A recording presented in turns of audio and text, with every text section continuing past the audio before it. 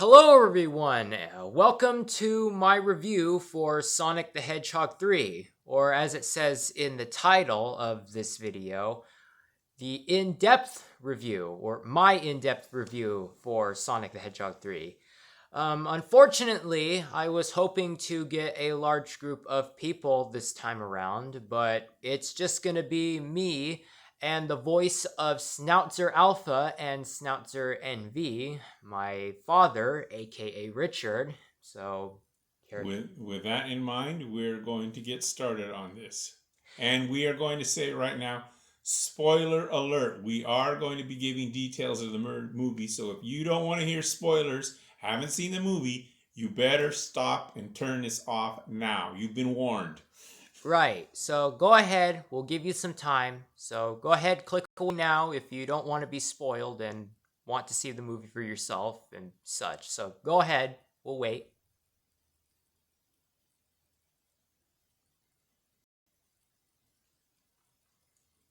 Okay, okay then, spoiler warning is over. So if you're still watching, that means you want to be spoiled or you have seen the movie already and want to hear our opinions or etc.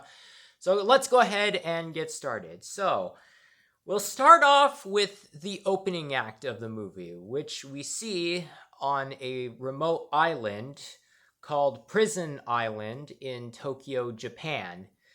And we see two guards uh, watching over Project Shadow, and one of the guards refers to the other as Kyle. Now, here's a little fun fact. In the credits, they list Kyle's family name as Lance Bottom. So go ahead and process that for a minute there.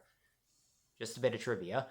And once I saw Project Shadow there, I immediately had some complaints. Because this kind of contradicts what we've been shown in the mid-credit scene for Sonic the Hedgehog 2. Because we saw that Project Shadow was being kept in ice, and also his limbs were being chained or grabbed by metal beams inside.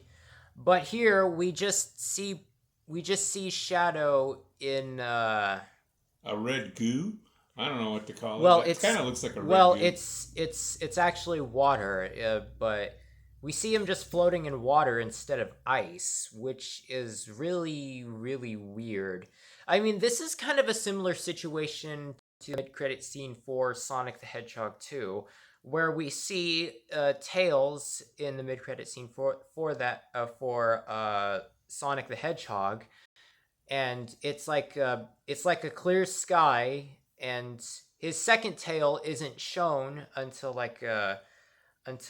a few seconds later. But then in the second movie, we see that the scene had changed, whereas now it's sunset and both of his tails are shown on screen when we see him for the first time. So, like, I get it. The mid-credit scenes for the movies are just that. They're basically just teasers for what happened in the future.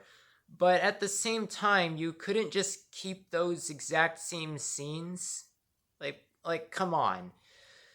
Seriously, I mean, they did reuse the audio line for Tails for that one scene in Sonic the Hedgehog, but still, why is this a recurring thing with video game movies nowadays? If you're going to use the scene, then use the scene for the movie, not a completely different scene where you've changed all the circumstances and the parameters.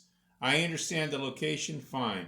I understand that they want to have him there in suspended animation, I guess they call it. But well, they call it stasis. Stasis, but the thing is, the bottom line is they changed how he was being held in stasis from the clip of the teaser. This, so it's kind of everything's been kind of changed. Yeah, like what the shit is going on, Sonic Team? Make up your damn mind already. If you're gonna use the teaser in the next movie, then use it, then you in a previous movie, then use it in the next movie. Don't change the whole scene and make it completely different. That's not right. You stick to what you. You're not gonna if you're gonna use it, use it. If you're not, you're not. But don't do this. Use it here, but don't use it there. So that's our first complaint.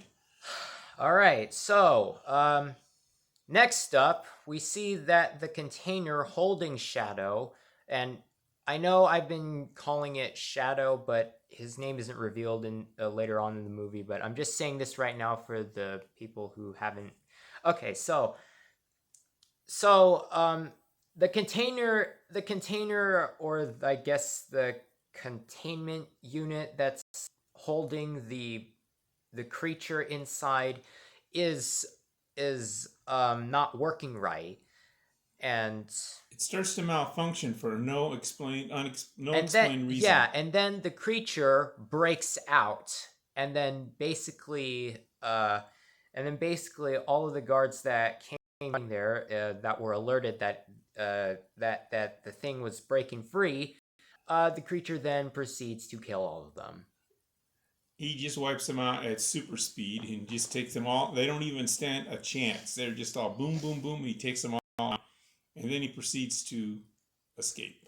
Yes, so it breaks through a wall and then runs across the water, which is a callback to Sonic the Hedgehog 2, where Sonic runs across water. True. And then thus the title of the movie plays. Now, for the opening act of the movie, it was largely fine, but that one thing is the one critique we have about the opening scene. That otherwise the rest of it was fine. Just that one thing, just that one small thing. So now we cut to Sonic and co. as they are preparing for a race.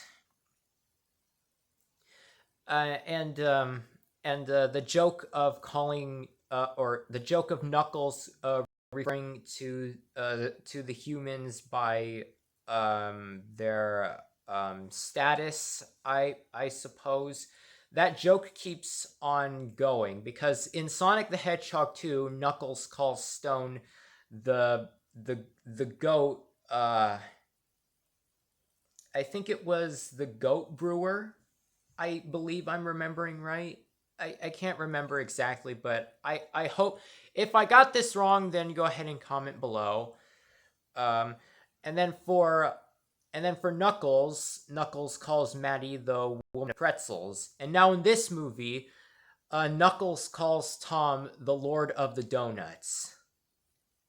Which was kind of interesting because it's kind of almost a reference to other movies that say the Lord of, and I won't say the movies' names, but there are other movies where they've used the title Lord of, and there've been the Lord. There are several different movies where they start out the Lord of something. Here's the thing. Sonic is the one that came up with the alias Donut Lord, and then I'm guessing Knuckles just gets the words mixed up. Some of the words mixed up, I suppose, because he calls Maddie the woman of pretzels, and then in this movie he calls Tom the Lord of the Donuts. And normally Sonic calls him the Donut Lord. So yeah, but you could almost say Knuckles is making his like the first time the first time was funny, but as the joke continues on, it's like you can only reuse the same joke so many times. But anyways, the team prepares for a race, and Sonic ends up winning. But then he sees that both Tails and Knuckles arrived before him. But then Sonic discovers that they're holograms. So then Sonic runs back to the place where they started out, and it turns out that everyone was preparing to throw him a party. Now, there are two different directions that I would have preferred to see for this scene. Either have Sonic actually finish the race, but then have him become worried because Tails and Knuckles never showed up, so then he runs back and then he sees the party for more dramatic effect. or have Tails and Knuckles actually arrive before Sonic, but then they say that this wasn't how the plan was supposed to work out. That's how I think it should have gone instead. Instead of the old, hey, no, this is a fake out. This is what we're actually doing. Yeah, but consider this. Even though you say fake out, you have to remember that with Sonic speed, really, Knuckles and Tails would not be able to outrun Sonic. So them winning was kind of already a clue that something was wrong. That this wouldn't happen. Sonic would have to be sick for him to lose the race to those two. But here's another thing that bothers me. When did the holograms come into play? Oh, that's easy. Because we saw Sonic, Tails, and Knuckles take off, right? And then we saw them during the race, and then all of a sudden they're just there at the end. Was it during the middle of the race? Were the holograms always there? Did Tails and Knuckles fake out Sonic? Well, one thing's for sure. I believe that Tails, since he's always inventing things, probably invented the holograms with all of his gadgets and stuff. Yeah, and I legit thought this in the theater. I thought the holograms were actually like a teaser for, or like a foreshadow of Robotnik's grandfather coming into play. Like, I legit thought that in the theater. Yeah, that's a possibility. It was almost like, wait a minute, was he fooled because someone else is going to try to get him? Yeah, well, in any case, the party that everyone was trying to throw for Sonic was called the Earth. It says it's the birth Earth Day. In other words, celebrating his 1 year on the planet. Yeah. Kind of an interesting take on a birthday, but okay. So that means that everyone is now 1 year older now, right? Because so that would mean that Knuckles is now 16 as opposed to 15. True. And they've never really given the age for Tails, have they? Well, Sonic and Tails' ages are never said in the lore. So, as far as I know, anyway. But in any case, so it's they're having a party. They're enjoying. And then here's another critique I have with this movie. They gave the dog subtitles. Why did they give Ozzy subtitles? Why? It's like really doesn't talk. So why are you giving the dog subtitles? I would understand it if they showed that Tails had made an invention so they could understand the dog's speech. That would make sense. But otherwise, the subtitles make no sense. It's not funny. It's just weird. Yeah, and this isn't the first time that happens. It also happens during the end of the movie as well. So just anyways, let's continue. So anyways, Sonic and Tom go to Sonic's old cave, which is the location where Sonic was hanging out in the first movie, which I like that callback. I like that they didn't just ignore the cave being non-existent, I like that they didn't just ignore that detail. And some of Sonic's stuff was still there in the cave. Yes. But and then of course bringing back a callback to Longclaw as well. Although Longclaw does not appear in this movie. They just had a reference to Longclaw. Yeah. And then here's another joke that kind of just felt a bit forced. It was when Tom was pointing at Sonic's lungs as he thought it was. Sonic says, yeah, in my lungs, and then Tom says, or your heart, and then Sonic just goes, right, the heart. It's like that joke. It's like the VA for Sonic just wanted to throw throw a joke in. And no offense to to to the voice actors, but I'm just saying, okay, it just felt like It was someone did. kind of out of place. They could have just said in the heart and instead of this lung joke. That just doesn't even work.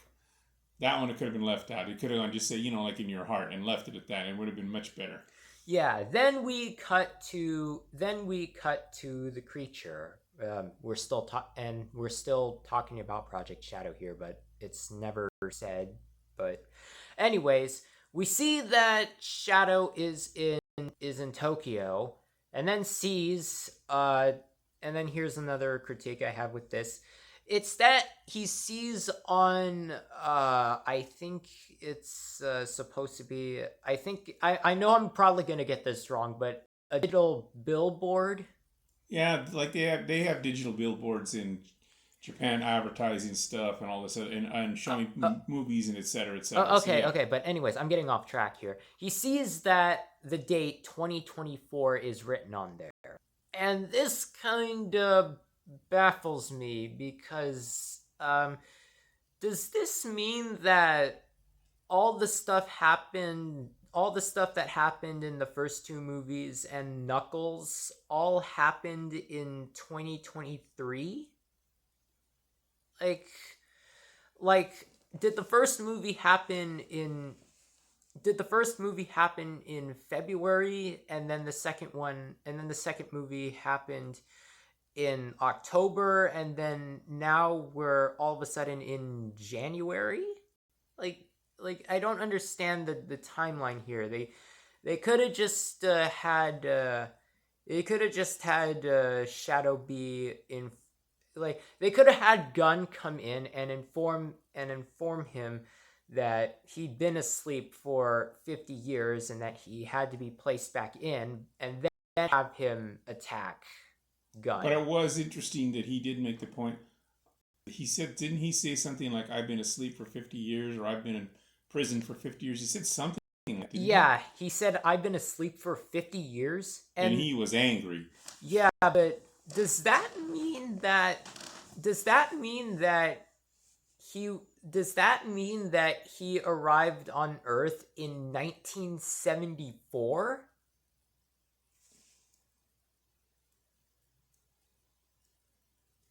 Or 1984? I think I might be getting... Yeah. But no, 80. You got it right. Yeah, 1984. That was around the time when video games started coming to people's homes. So maybe that 50-year reference is a nod to the fact that people started getting video games in 1980, about the early 1980s. Could be a nod to that.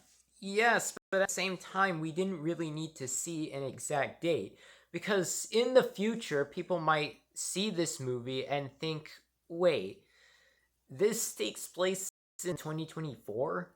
Well, what's done is done. They were trying to give the idea that he'd been basically held for 50 years, and he was angry. When he found that out, he was very angry. So, okay, any case, we see that Gunn arrives to where Sonic and the rest are. And then here comes probably one of the worst characters in this movie to ever exist. The Gunn director, Rockwell. And can I just say, she was insufferable throughout this entire movie. There was not a single moment in this movie where I liked her, okay? Just... she's even worse than Wade's family. And that's saying something. She is just so negative that it's just, the character itself is just super negative. I don't know how else to put it. Yeah, okay. Everything for her is bad, bad, bad. Everything is bad. Everything is bad. Yeah, like she has no positives. Yeah, like we're just gonna cut ahead for a minute. Like once she finds out that Commander Walters is dead, she immediately sees a photo of of Sonic, and then immediately assumes, oh no, these are aliens. I should have known that we couldn't trust them, and now Commander Walters is dead. Boo fucking who. But the thing is this: she's just she's just negative on the aliens altogether. She's out to get the aliens. Period. Yeah, She doesn't care which aliens it is. Yeah, this is just a worse version of Willoughby, if anything. True. Okay, so anyways, and then here's when we get here is when we hear one of the worst jokes throughout this movie, and that is the fact that she calls the aliens Team Sonic. It's like, who enforced that name upon them, right? Like throughout the movie, it's like Sonic and everyone kind of argues on what the team name should be. Like Sonic wants it to be Team Sonic. Tails, I guess, wants it to be like, I'm assuming, the Alien Warriors. I don't know if he had a preference. And then Knuckles wants it to be Team Echidnas or Team Knuckles or something like that. So they're all kind of disagreeing on what the team should be called. Yeah, but in the end, near the end of the movie, they just settle on Team. Right. So yeah. So in other words, showing that they're they're all equal partners in the team, and no one is more important than the other. Yeah, but it takes them a while to get there, though. Yeah, but like with anything else, this is probably just another one of the worst running jokes throughout the movie. Okay, so Team Sonic arrives, and here's a line that I didn't care for. It's that Sonic says that there's no snacks or in-flight movies. He treats the helicopter like it's a plane. Like it's the old running joke that way back in the day on the planes, and that when you took a flight on a jet, they food and drink. And nowadays, any short flight, they now charge you for food and drink. Only international flights will give you foods and drinks. But here's the catch: he wasn't on a jet. He was on a damn helicopter. Hello. And here's my other question: how in the heck did the helicopter get from Washington? Is it Washington where they're supposed to be? Green Hills. They used a ring. Okay. They used a ring to get there. So it was a short flight. It was not a long flight. So the routine about there's no snack or drinks. Hello, there wouldn't be anyways. It was a short flight, and they were only in the helicopter for a few minutes. So that joke about no in-flight snacks or drinks was lame. Come on, you could do better than that. Yeah. So, anyways, the team jumps out of the helicopter, land in Tokyo, and then Knuckles makes a call back to him being 1,000,000% muscle. And you forgot the other part. What? How do we find the alien? Oh, why don't we follow the explosions? And they, of course, right at that point, there's an explosions. Whereas Knuckles, not Knuckles. Actually, they see the explosion first, and then they say to head toward the explosion. They don't see any explosions before that. Right, but the thing is that's how they find. Yeah, but they couldn't come up with another reason for that. I don't know. They did what they did. But anyways, after they jump out of the helicopter, boom, boom, boom, and they land, and they confront. They confront the alien, which we're still talking about Project Shadow, whose name has not been revealed yet. So anyways, here's probably another of my critiques. I'm really saying this a lot. And that's the fact that they say Shadow looks like Sonic. And that's like, hello, they don't look anything like each other. I mean, one's blue and the other one has red highlights. And then one has hover shoes, the other one doesn't. It's like there are so many differences between those characters. They don't look anything like each other. Like, okay, are they blind? Are they both blind and colorblind at the same time? Maybe. But I What? will, maybe. But I consider this.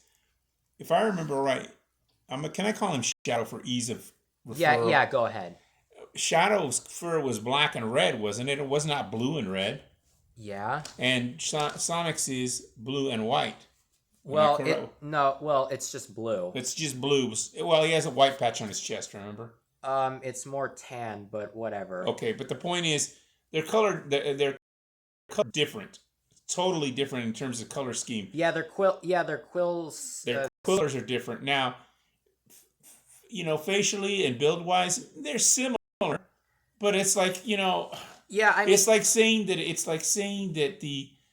a panther and a mountain lion look identical. Well, hello, the mountain lions yeah, and are it's tan yeah, and the panthers are black. Yes, they're both they're both big cats, but they're two different species, and it's like there clearly are differences in their appearances, and yet they're trying to say they're the same species. yeah, and it's They also might. I don't think so. yeah, and it's also like saying Bowser, CL4PTP, and Steve are all the same person because they're all played by the same person. And it's like, no, they're all totally different characters that just happen to be played by the same person.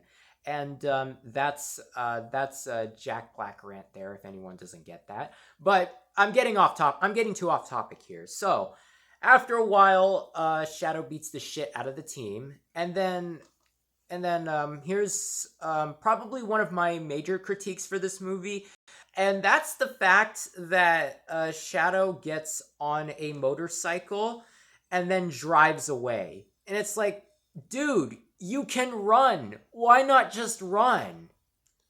Right? The guy, when he beats up the team, what can we call him? The team for easeability. Yeah. When he beats up the team, he is so freaking fast that he makes them look like they're standing still, and yet he goes and has to get on a motorcycle to take off. Hello, he would run faster than the damn motorcycle if he just took off. Yeah, It makes no sense. Yeah, I mean, he literally would be on the other side of the planet in seconds the way he was running. yeah, and they call this thing the ultimate life form. But why would he use a motorcycle? Why not just run? He'd be on the other side of the world in a few seconds the way he was running, and it was crazy speed. He made, like I said, he made all three other members of that team look like they weren't even moving. Yeah, and what's worse is that once Sonic starts chasing after him, they all to make Shadow use a gun, laser gun, and have him start shooting at Sonic with said weapon.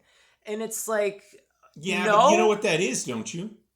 That's a reference to his war with Robotnik being shot at by robots and lasers with Robotnik's weapons. Remember in the first movie that the little tank thing was shooting lasers. Yeah, and this is almost a reference to that again, having him dodge weapon fire again. Yeah, but at the same time, it's like they kind of just didn't know what they were doing. Like, I get they were like, yes, maybe they were trying to make a callback to that, but it's like, why give him a vehicle and why give him a weapon? He can already beat up everyone with using his bare fist, so why not just have him do that again? It made no sense because, like I said, he didn't need a weapon. He was so fast, he beat them all up and took off. It's like they'd still be recovering after a good beat down like that.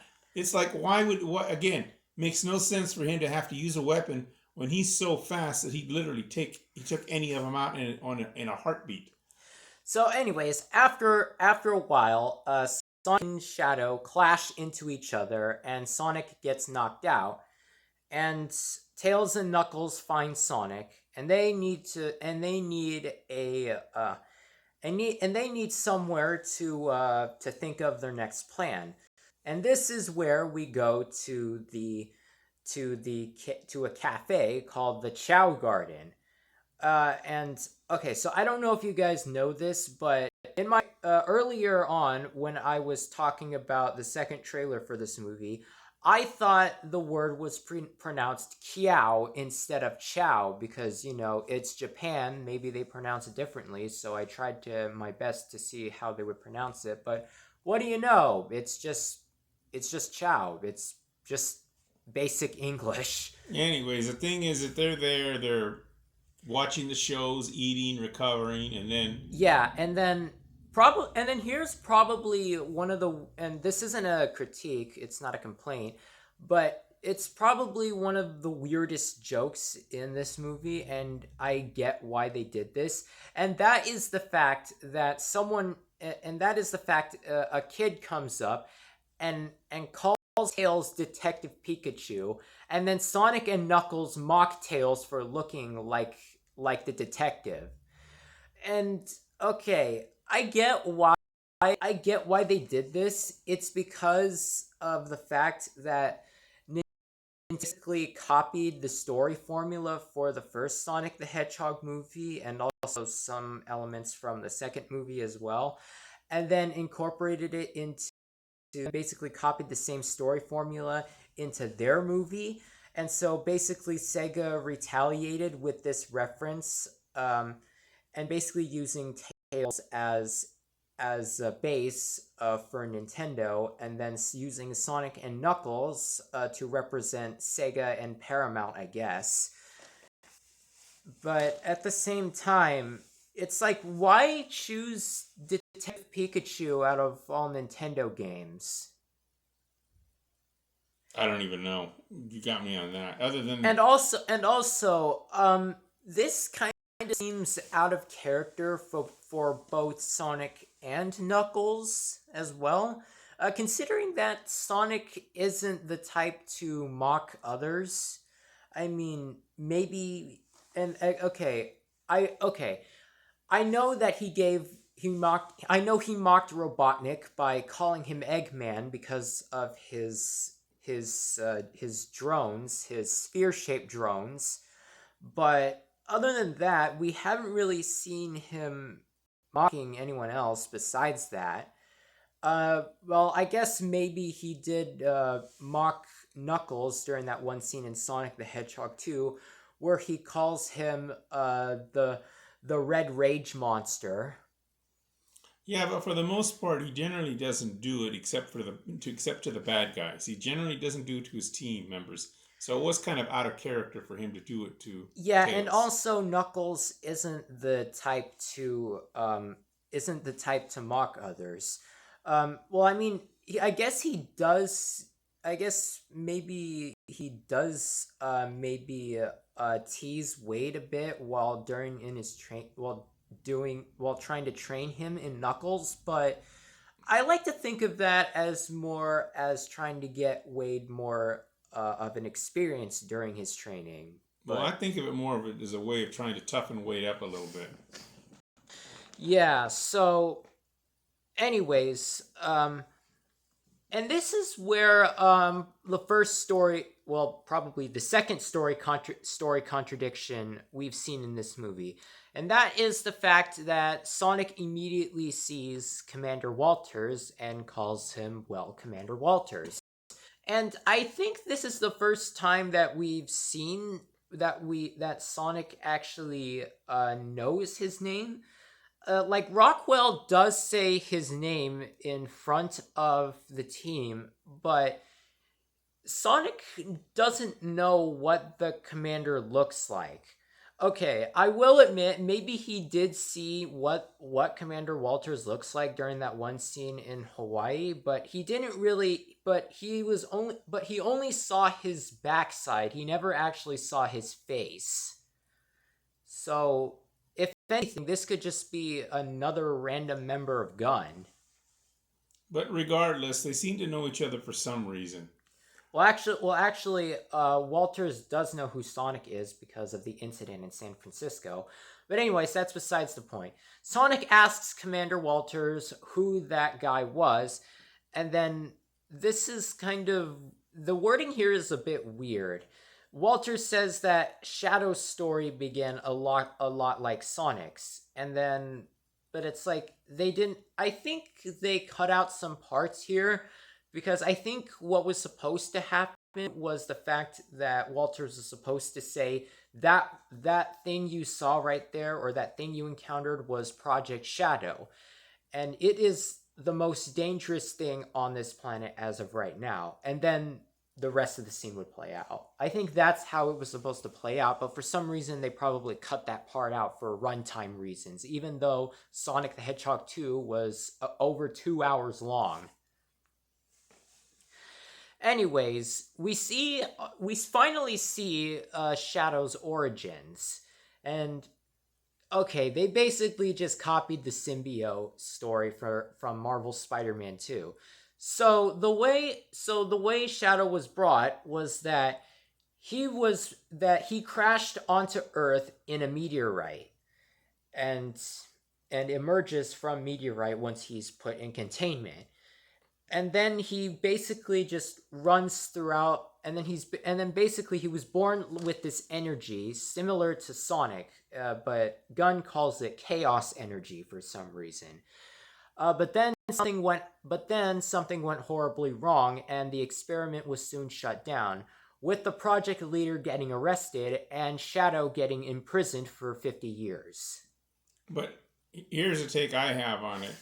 They have had other 8 movies as well. Am I allowed to mention those movies? Yeah. As long as you don't say anything about the movies, I think you'll be fine. So, all right, go ahead. That alien arriving on a meteor has been used in another movie, in another comic book movie. Yeah. And am I allowed to use the name? Well, I already mentioned the symbiote from Marvel Spider-Man 2, so Well, yeah. the Superman arrives on Earth in a meteor. So again, that's a copy. That's copying that idea as well. It's like, couldn't they have a more original idea on how Shadow arrives on Earth? Yeah, maybe, here's about this. This is actually maybe a theory I made before the movie. Maybe they could have had Shadow be like a normal human living out a normal life, but then all of a sudden, he was taken in and he signed this contract stating that anything that will happen, stating that the government can do anything they want to him, and then basically he turns into Shadow, but then gets imprisoned for 50 years. That could have been better. I don't know. I think they could have gone with the idea that he was a regular hedgehog on Earth, and they did experiments on him and turned him into Shadow. That could have worked too. That's another possibility. Yeah, But anyways, regardless of what they copied the idea from another movie on how he gets to Earth 50 years earlier. Yeah. And then here's yet another story contradiction. Oh, and here's another thing we've almost forgot. When we see Shadow escape. Well, we're not. Wait. When we see Shadow escape from Sonic in Tokyo, he uses a ring, doesn't he? No. How did he escape from, or did he just take off? He just left. Oh, okay. Well, never mind then. Yeah, we don't know we don't know what happened to him. Anyways, we're back to the. They gave his background story at least. Yeah. Well, anyways, here's another story contradiction here, and that's the fact that Gunn existed 50 years ago. What the fuck? No. I'm actually being serious here. What the? It's like Gunn didn't exist until the San Francisco incident caused by Sonic and Robotnik. Okay. They were not calling themselves the Gun prior to that. They said they came up with the name when they said it. When they gave the name, they said, well, you need to come shorten it. And then after that is when they came up with the acronym of Gun. But the thing is, before that, they weren't calling themselves Gun yet. 50 years earlier, when they're showing Shadow, we see the Gun emblem. And we see them referring to themselves as Gun 50 years earlier. So that is a contradiction in the story in and of itself. Like, what is this? Is this another organization that was calling them that the acronym was also Gun? Like, what is this? Anyways, so let's not go off on that tangent too far, but it is definitely they should have just called it whatever the heck the Gun stands for instead of calling it Gun. They could have just been the government, but no, they just had to call themselves. They just had to use Gun for the background. And they shouldn't have, because it didn't exist then according to their own previous 2 movies. So let's continue. Okay, so in any case, after that is when is when some of Robotnik's drones come into play. And then here's the thing I was mentioning about Robotnik being dead in my videos discussing the trailers for this movie. They do mention they do say that Robotnik is supposed to be dead, but in the movie they never actually explain how he's alive. Yeah, that's kind of something that bothers me, because in the second movie, we were convinced that Robotnik was dead, right? Like, we saw him fall to his death and then get crushed. That was supposed to be the end of Robotnik. But then all of a sudden, he's back and alive and fat. No explanation. And the other thing, his sidekick, his henchman, I don't know, his friend, whatever you want to call him, the goat milker. Yes, that was the name. Thank you. The goat milker is all of a sudden is not surprised and is quite aware that he's alive. Yeah. And he was the one that was over there searching for his body after he was crushed. Yeah, he was disguising himself as a gun agent, but he was searching the wreckage for him. So it's like he never. It would have been nice to have a quick scene where he discovers him and takes him to safety or something. But instead, they just kind of all of a sudden he's there. Yeah, they could have had a scene where Stone actually checks around for Robotnik to see if he's actually alive, and then maybe Stone could find Robotnik's body, and then he sees that he's actually alive, but is mortally injured. So then he takes him to safety. We could have seen a quick scene of that, but we never do. Which kind of sucks.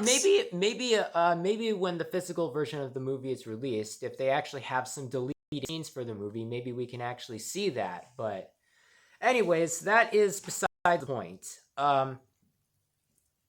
So Commander Walters ends up dying by the drones, and he gives Sonic one of two keys, which will open up a weapon that is capable of destroying anything. So then the person on the motorcycle comes in and saves disables the drones. And Sonic's, and then this isn't another critique, but Sonic says, "Konichi, what?" And I kind of want to know what that is in Japanese, considering that's basically a bit of hello combined with the word what. So, can someone comment down what that dialogue is in Japanese? I really want to know. I think it was supposed to be Konichiwa, but he makes it Konichi what.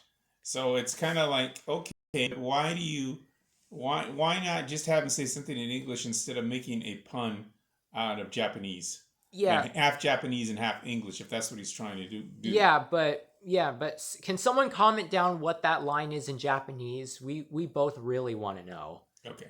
So he does that. So anyways, Commander Walters dies. The team flees the scene. Rockwell comes in, as previously mentioned, and she sees the photo of Sonic, or of the team, I'd say, and thinks they're the one responsible for killing Walters. So then she says they're not trusted, blah, blah, blah, blah, blah.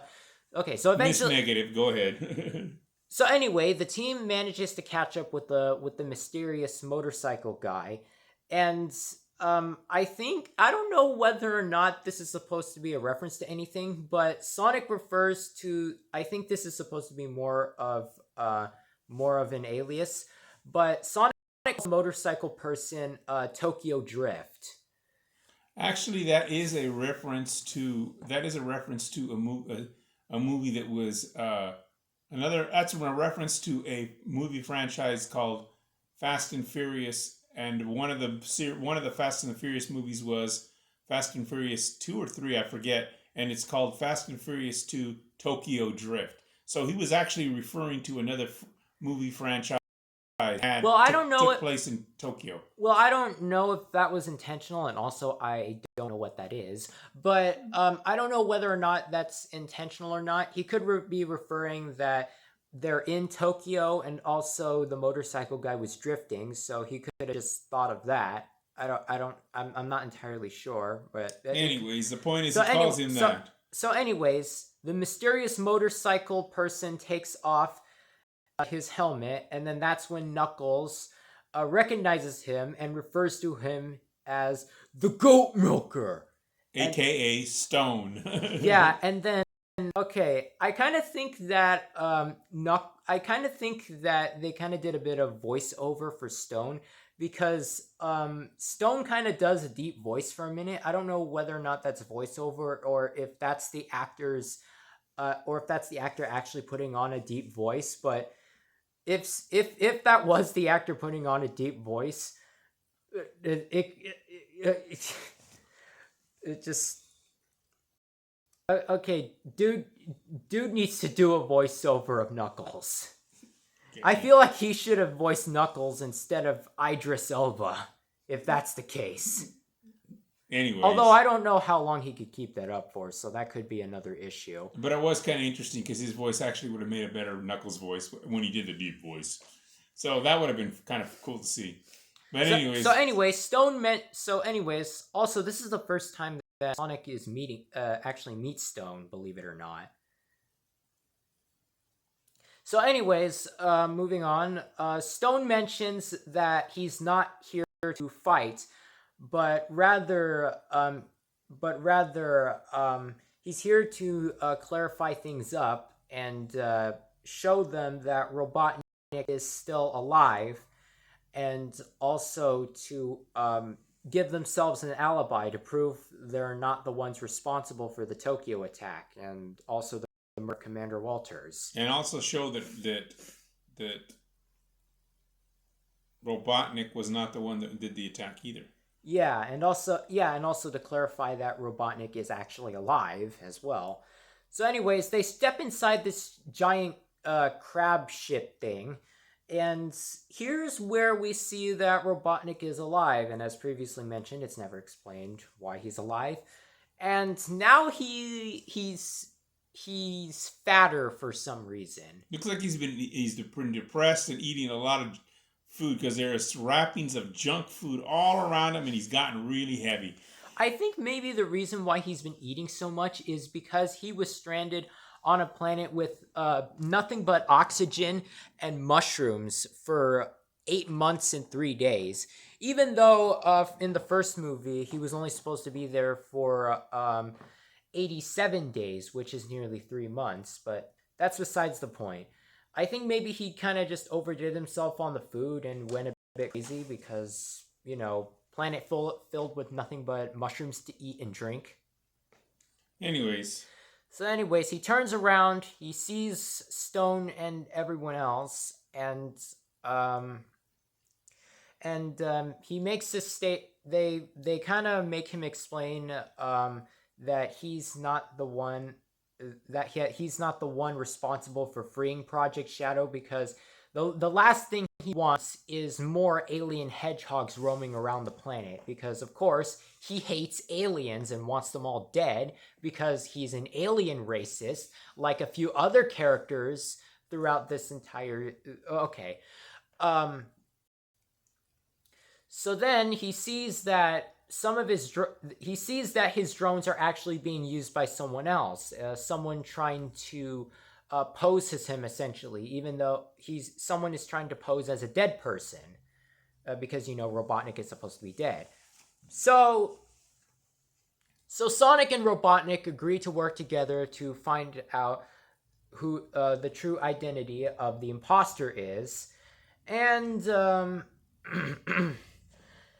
here's another running gag that is getting boring, and that is the fact that Robotnik keeps licking alien quills.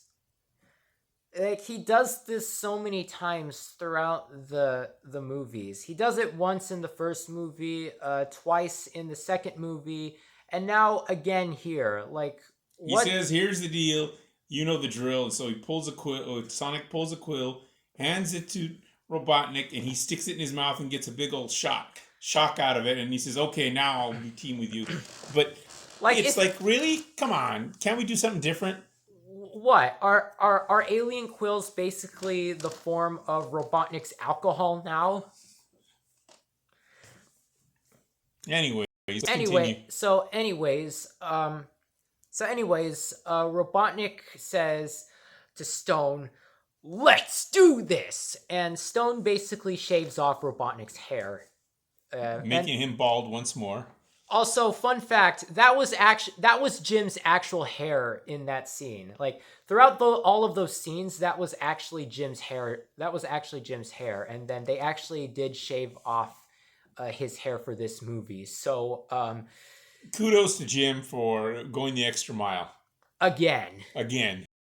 I don't know if he actually put on all that weight or not, but if he did, kudos for him as well. well, at this point, I wouldn't be surprised if that was his actual weight for the movie. Yeah, he actually ate and got himself that big old tummy. And if so, then wow, I'm surprised he even survived that. Nah, you know how it goes. But anyways, it was interesting. That was So that fun fact, he actually did shave his head for real. You mean, well, yeah, he grew his hair out just to get it shaved. Right. So, anyways, he grabs the suit that he had in the second movie, but then he finds out that it doesn't fit him because he's gotten fat. So then he asks Stone to, and this is probably another stupid joke in this movie that I didn't like. And that's the fact that once Robotnik asks Stone that he needs more room for his fat ass, Stone points out that he doesn't have the fabric and materials in order to do it. So then Robotnik's solution to that is to rip off Stone's shirt and tie, and then goes ahead. Actually, it was just a shirt. He left him with a tie. It was just a shirt. But the thing is, first of all, if you grab somebody's shirt and you are not going to take it off like that. You're going to pull them down. It's not going to rip like that. So that was kind of a gag joke. Yeah, it's like that. Shirts don't rip that easily. Unless Stone's shirt is getting really old. In that case, okay, that could have worked. But at the same time, it's like that part doesn't make any sense. Like, is Stone really wearing weak clothes? No, I don't know. I just thought it was weird. Anyways, so then we cut to Shadow, who was at the old base where he was being kept, and then has a flashback once he sees a roller skate. And here is probably the next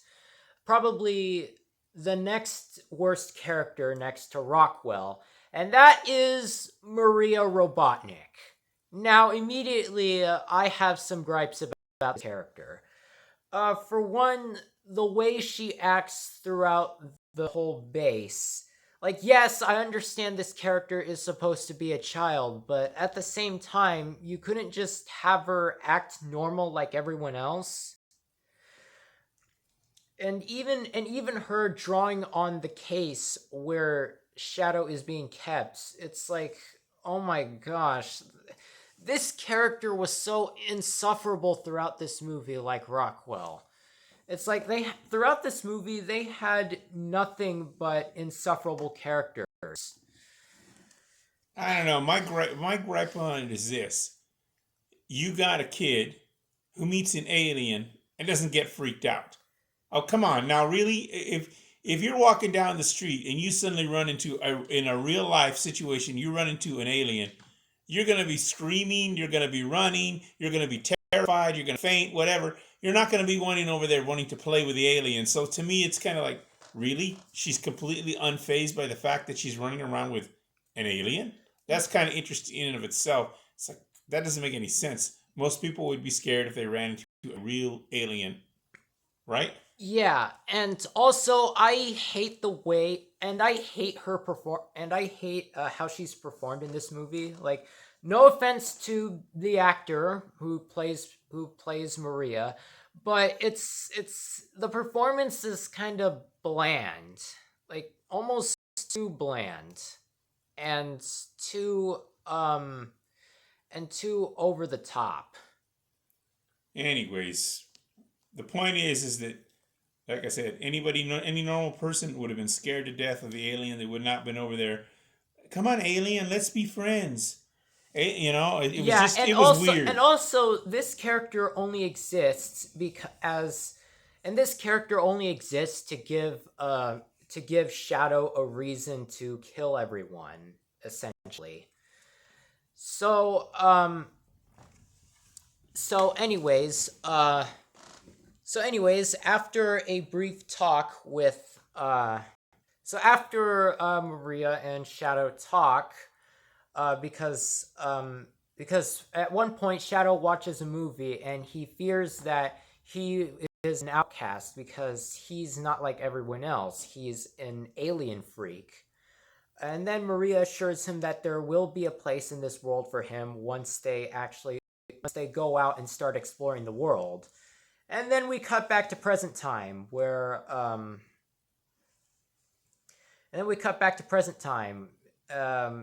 we see a Shadow go in further into the depths, and he sees a shadowy figure talking before him, and he immediately recognizes it as the professor. And who is the professor, you may ask? Well, it's not revealed yet, but people are arriving, and so he asks Shadow to just Let's leave. welcome our guests, I believe is the word he said. Or let's make them feel welcome, something like that. Okay, so next up we see Sonic and Robotnik walking out of the ring portal, and with Robotnik, as previously stated before in my earlier videos or shorts, I don't know when that was, but Robotnik calls Sonic a dorcupine, and Sonic remarks by saying dorcupine, and it's and Actually, I thought that was one of the better lines out of Jim. yeah, Calling him Dorcupine. I get, but in other words, he's ribbing Sonic, and Sonic, just like Sonic ribs by calling him Eggman. Yeah, but at the same time, Sonic isn't a porcupine; he's a hedgehog. That line kind of makes me think that Robotnik forgot that Sonic's a hedgehog. Yeah, but porcupines and hedgehogs have one thing in common. They both have quills. Exactly. So that's why he was he was poking at him. Definitely poking at him. Yeah, but Robotnik is supposed to have 300 IQ, so for me, that kind of just feels that line just kind of feels out of character for him. Yeah, but on the flip side, he's poking at him, so Okay, so they all arrive to the entrance of where the imposter is supposed to be, and Robotnik says that he has an idea to take down the door. If his calculations are correct, he should have the door open in a matter of seconds, and then we cut to Knuckles smashing down the door. Exactly. Knuckles proves his 1,000% muscles by knocking it down. $1,000,000%. Whatever it is, by knocking it down in a heartbeat. Yeah, and next up is something that's also out of character for Knuckles, and that is the fact that he is scared of ghosts. And that's not supposed to be in character for Knuckles, because Knuckles is supposed to be this fearless warrior, and yet they make a weakness for him, which is being scared of ghosts. Which, really? It just doesn't make sense, because he's not afraid of anything or anybody. He'll battle anybody, and yet he's afraid of a ghost? Makes no sense.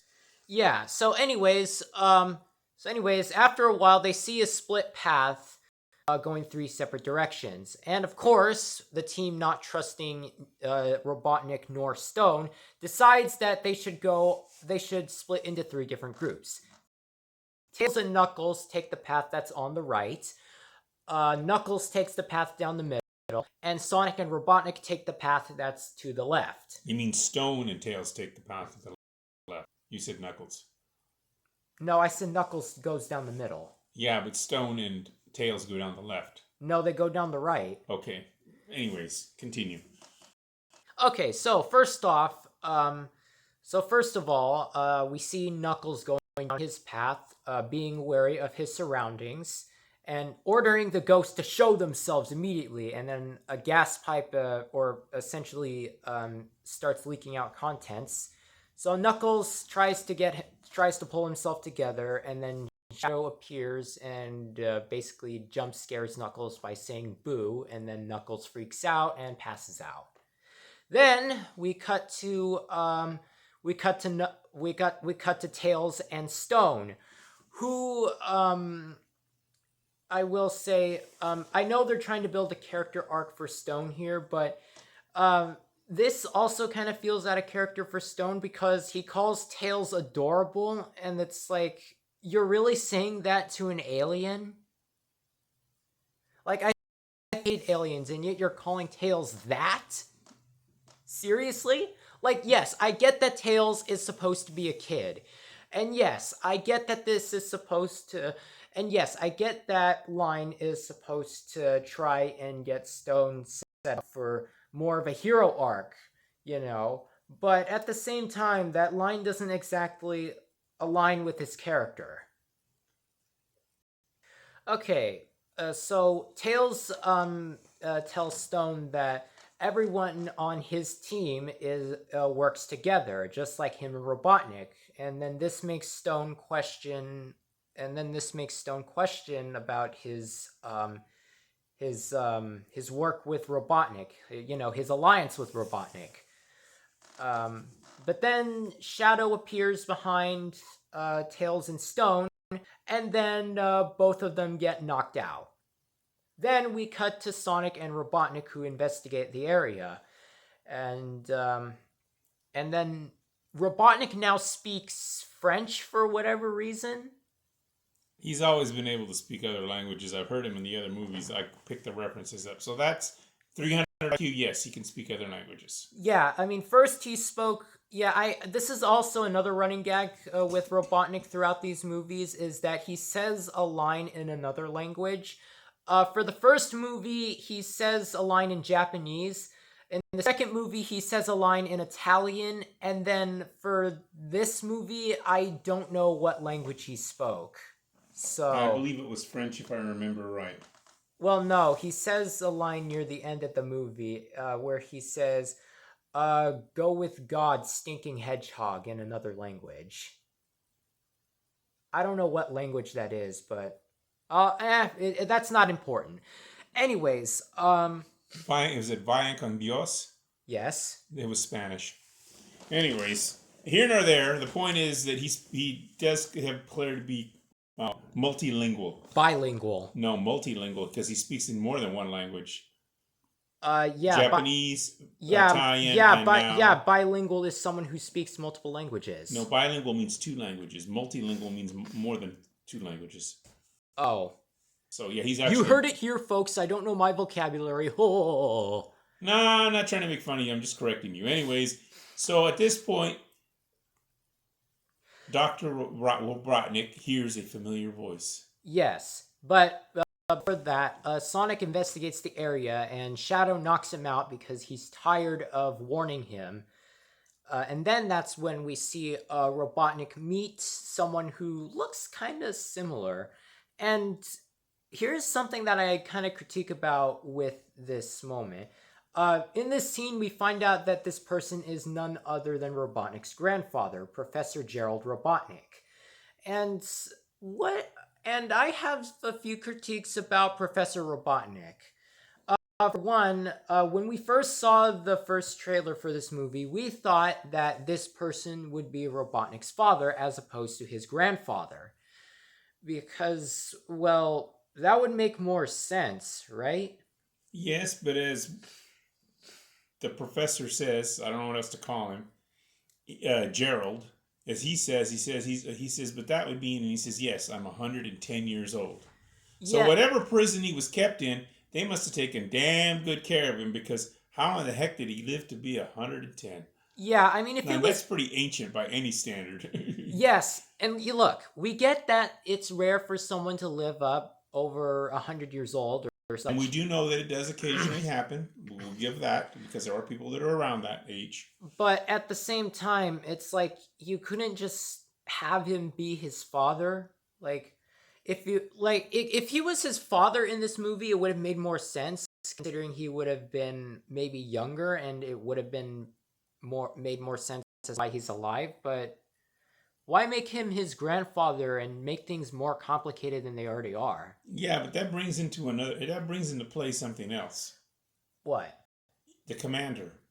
If the commander was what appeared in the movie as a young man, and it's 50 years later, that means the commander had to be really, really old as well, right?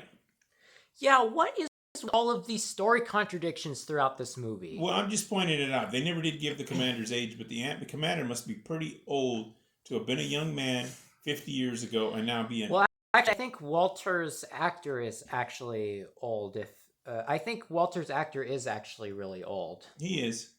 He's been around, but that's besides the point. I'm just saying they have at least two characters that are pretty. So we say way above 80. Okay, okay, and here's another thing I had a problem with, and that's the fact that Professor Robotnik has the mustache that Dr. Robotnik has.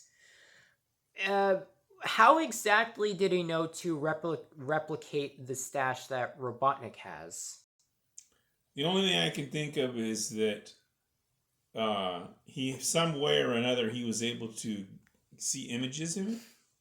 Yeah, but here's the thing. Later on, we see that he actually had the mustache the whole time.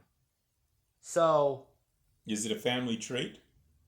it can't be, because in the first movie, Robotnik didn't have the stash. That's true.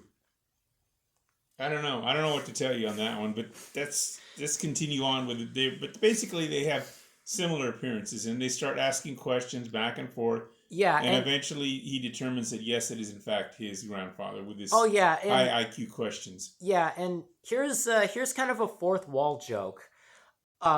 They say that they're just like two characters in a movie who are being played by the same actor, and both of them look at the screen. Yes.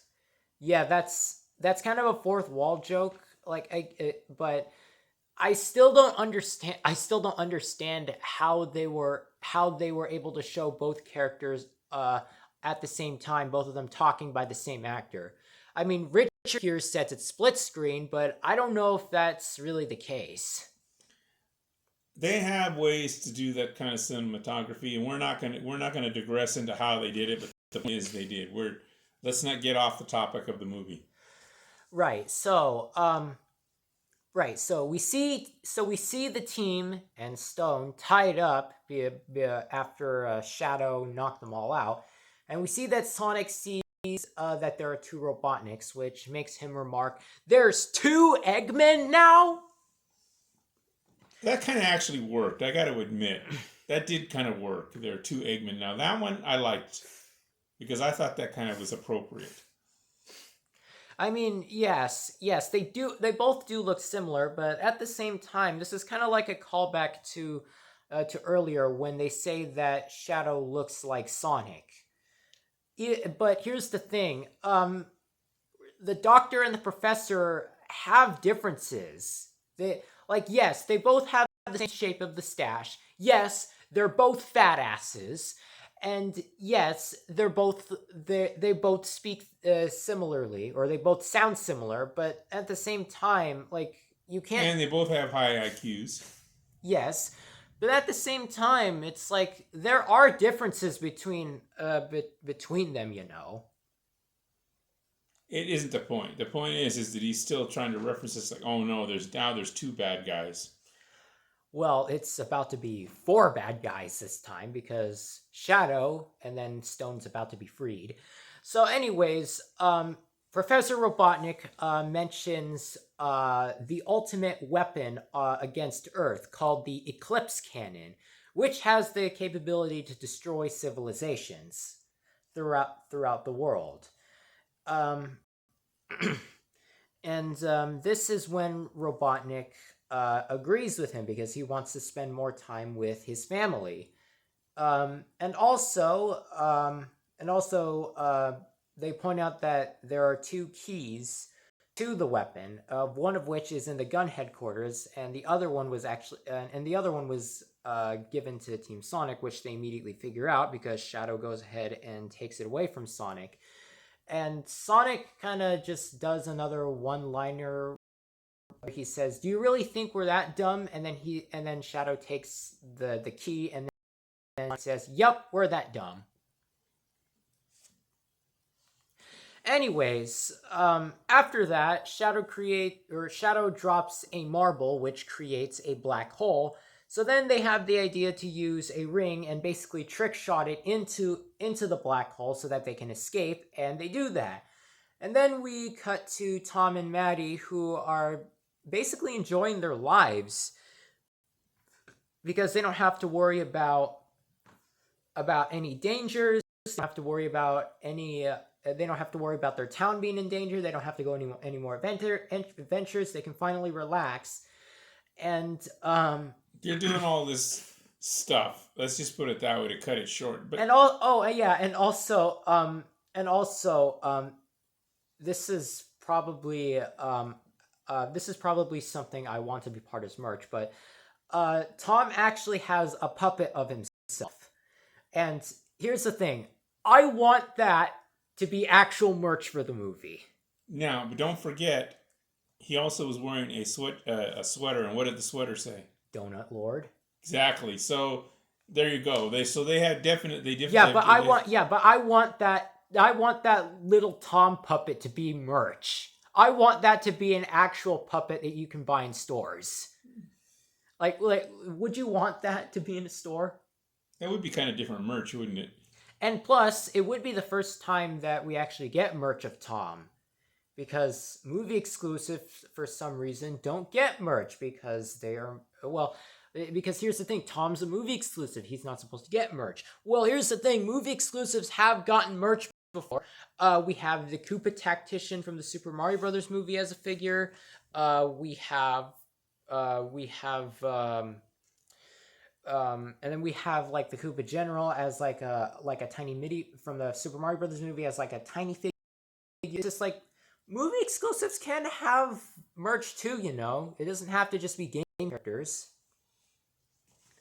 But anyways, the team makes it back to the house, and Sonic tells Tom and Maddie that they have a super secret. They have an emergency and that they need to go on another adventure, and then they just immediately agree to go on it because they're bored of their peaceful lifestyle. And at this point, the movie basically broke me because I'm tired of all of these like misleads throughout the entire movie, and then all these story contradictions. It's like they tried to build up the scene where Tom and Maddie are basically relaxing now, and then all of a sudden they turn around and it's like, no, we were really bored the entire time. Let's go on another adventure. Just come on already. Anyway, so then we cut to where they decide they have to go to the gun headquarters in London and get the other key so that Robotniks, we'll call them that, and Shadow and Stone don't get the other keys so they can activate the weapon. Let's just call them the villain team to make it short. Okay, anyways, the point is that's where they have to get there before the villain team. So they come up with this elaborate plan on how they're going to get in there, and they drag this scene on too long. And even go as far as to fry up Sonic twice during the mission planning. And they also go to the stream of bringing, having them go in with holographic heads of. Okay, but we're not there yet. But anyways, here's something that will come into play later, and that's the fact that Tom and Maddie bring up the fact, why don't they just use the Master Emerald so that Sonic can turn into Golden God mode again? And then they bring up the fact that the Master Emerald isn't supposed to be used for that kind of purpose. But I was really hoping for them to say that the Master Emerald doesn't work without the Chaos Emeralds because Sonic sent them off. That's what I was expecting them to say. But instead, they just go along the fact that the Master Emerald isn't supposed to be used for meh. But this is also another contradiction that just kind of bothers me, you know? Anyways, so we cut to the villain team who emerge, And basically, the Robotniks go in, but Shadow and Stone stay behind because they could interfere with their plans. And they would only go in case of emergencies. So with the hero team, they arrive in London and they get their position started up. And here is yet another story contradiction in this movie that I have a problem with. So Tom and Maddie get the idea to disguise themselves as Rachel and Randall. Rachel being Maddie's sister, and then Randall being being a former gun agent. But here's the thing: they're not supposed to be with Gunn. Because here's the thing: Maddie and Rachel basically took out, if not killed, several Gun agents during that Hawaii segment in Sonic the Hedgehog 2. Like, they did worse things to Gunn than Tom did. And on top of that, Randall betrayed Gunn. So it's like he shouldn't even be working with them anymore. And yet somehow their stupid disguise plan actually ends up working. So here's how I think they should have played the scene out instead. I think maybe they should have actually had Rachel and Randall there because they have some unfinished business to settle with Gunn. So then they have the idea to disguise themselves as Walters, Rockwell, and then two random agents, right? But Rachel gets end up being left behind because she actually disguised herself as a remnant of Robotnik. And she is essentially arrested. So then the other three need to go in instead. Doesn't that sound better? It doesn't contradict itself at all. Well, No, I don't think they should have been in there in the first place. They should have just disguised themselves as random gun agents. Why have them? Why bring in those two characters for a brief moment? It made no sense. They should like I get it. They wanted to bring back Rachel and Randall for this movie, but they just brought them back as holograms. Like, they just brought them back as cameos for the actors. That's just actors cameos is all it was. Like, you could have just taken them out of the movie. It wouldn't have changed anything. Okay, well, just continue. Yeah, and yet their plan of Tom and Maddie's plan for Rachel and Randall being engaged now somehow ends up working for whatever reason because they're not engaged. Okay, well, that isn't the point. The point is they use it to get in there and they succeed. Yeah. So, anyways, the plan goes on, and here is what this is probably one of the most strange parts of this movie, and that is the Robotnik dance. Why? Why is there a dance scene for every... That is a reference to the first movie when Robotnik was in his Robotnik mobile, creating those things to go after Sonic in the first movie, and he's doing all that dancing. That's a reference and you mean a callback? It's a callback to him dancing in the first movie. Well, yes, but at the same time, the first time that happened, that was cringe, and then they had Sonic and Tails dance at that tavern, which was even more cringe, and then we have two Robotniks dancing alongside each other, who are played by the same person, by the way. So if anything, that was the point of doing it. It was to show the fact that just how much they could do with one person playing two characters. That's why they had them dance side by side. And don't you notice they mirrored each other? So there you go. Anyways, you may not have liked it, but that was the point of doing that. Go ahead. Okay, so after a while, they managed to make it to the other side. But then they realize that they're running out of time. So Sonic decides to rush in, but realizes he's not going to make it because he wasted his time getting several souvenirs, dressing himself up as a king in the process, and then with the help of Tails, he actually does manage to make it through the barrier. He rushes on through, and then we cut back to the Robotniks who see the key, but then all of a sudden they suddenly drop to the ground, And Sonic comes in and says that he's the. I guess I can't remember exactly, but he says that basically those two are not going to be getting away with this, something along like that. I don't know. But then Sonic suddenly starts floating. And who do we bring in? Director Rockwell. The alien hater.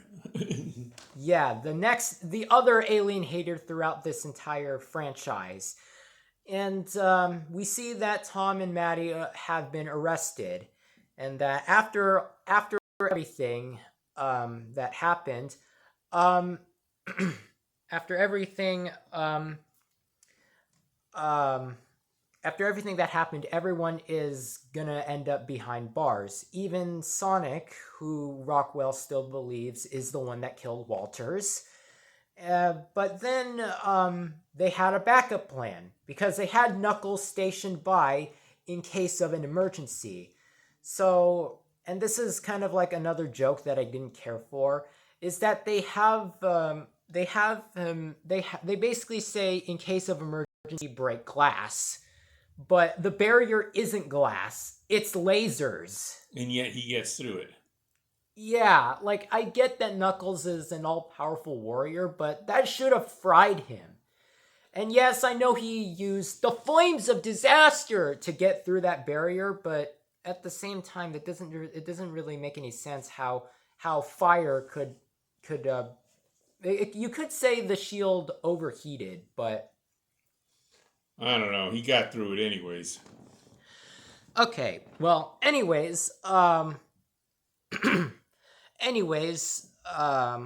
where was I? Oh yeah, so Knuckles gets through, and the gravity manipulators start malfunctioning and going all over the place, with some launching them up and some hitting the ground. And the second key, actually lands up on the floor, but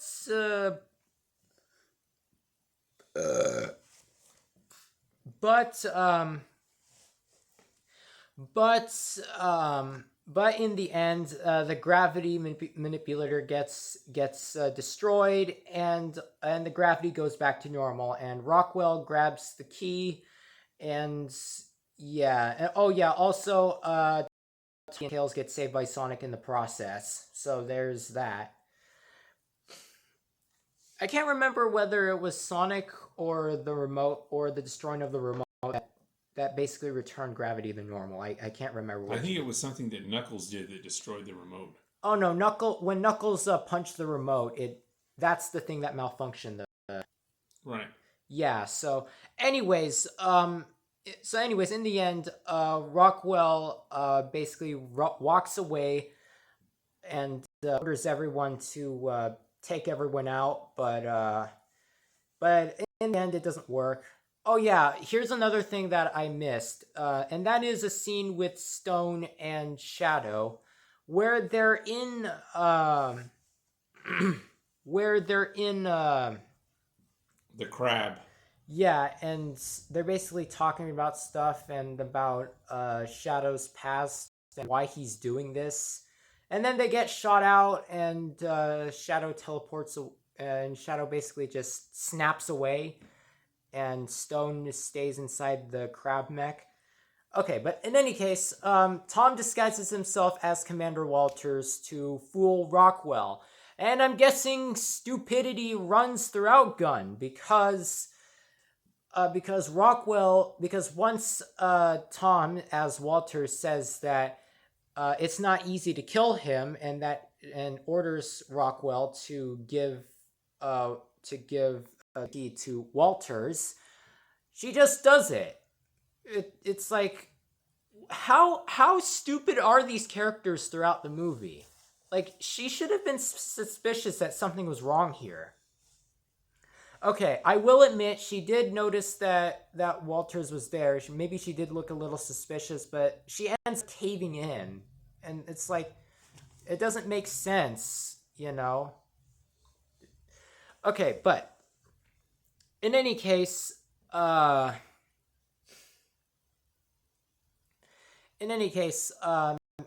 gets the key, and and informs everyone that he has it. But then Shadow comes in and sees Tom as Walters, and then decides to kill him. But then the disguise turns off, and Shadow sees that. And then Shadow sees that the person he killed wasn't Walters, but rather some random person. And he hears Sonic calling Tom, and this makes him flashback to something similar that happened to him in his past life. And then with Mary. Maria. Oh, Maria. So then this basically breaks Sonic, and he goes into rage mode, exclaiming to Shadow what he did, or what did he do, with Shadow remarking what he had to. And then he gets out of there. And here's the thing. They set up that scene where Tom was supposed to die, right? But then at the end of the movie, he's alive for some reason. Like, I mean, if they killed him off in this movie, I mean, I wouldn't mind, you know? I mean, ever since the first movie, he hasn't really done anything since then. Like, he hasn't done anything noteworthy. Hell, he wasn't even present during the events of Knuckles. So, I mean, if you killed him off, I wouldn't have questioned a thing. Also,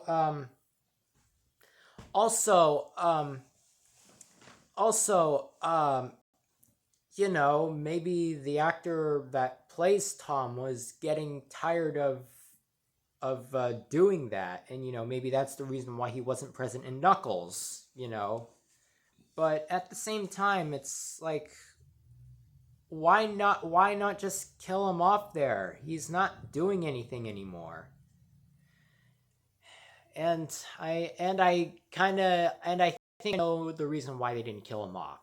It's because he's a good guy, and good guys aren't supposed to die, and everyone at the end is supposed to be a bunch of pussies. Enough with a rant.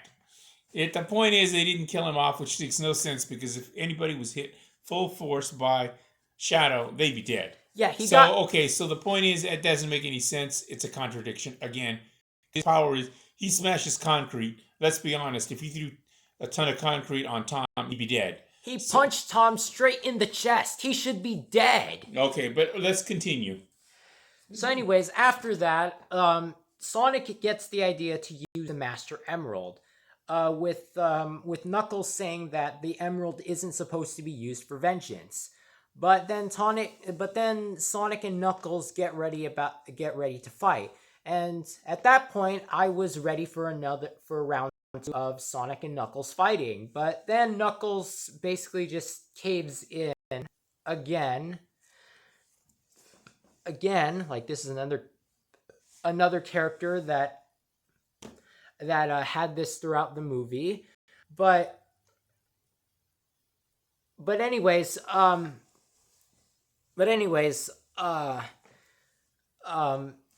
Knuckles tells him on where the Master Emerald is, but then tells him that a fierce guardian is protecting the Emerald, and that if you want to seize the power, you'll have to go through him.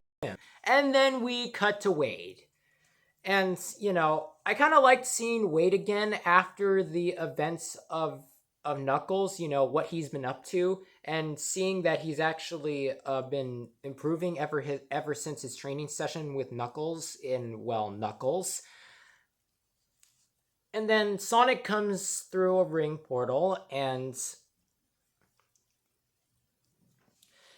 orders that Wade surrenders the Master Emerald to him.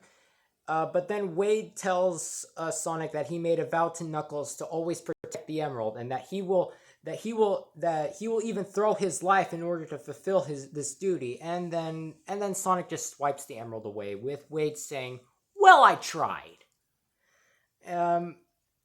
It's like Wade couldn't have done anything else useful throughout that.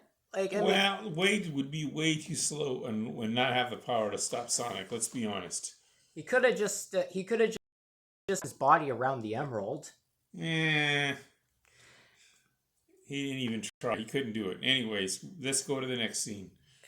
Yeah, so then Sonic uses the Master Emerald to transform into Super Sonic, which doesn't make any sense because all of a sudden the Master Emerald's there and then the Chaos Emeralds are there for whatever reason, and then he turns into Super Sonic, which doesn't make any sense because Sonic cast off the Chaos Emeralds in the second movie. And then once Sonic grabs the Master Emerald, the Chaos Emeralds are suddenly there and the Master Emerald disappears. It's like, what the hell?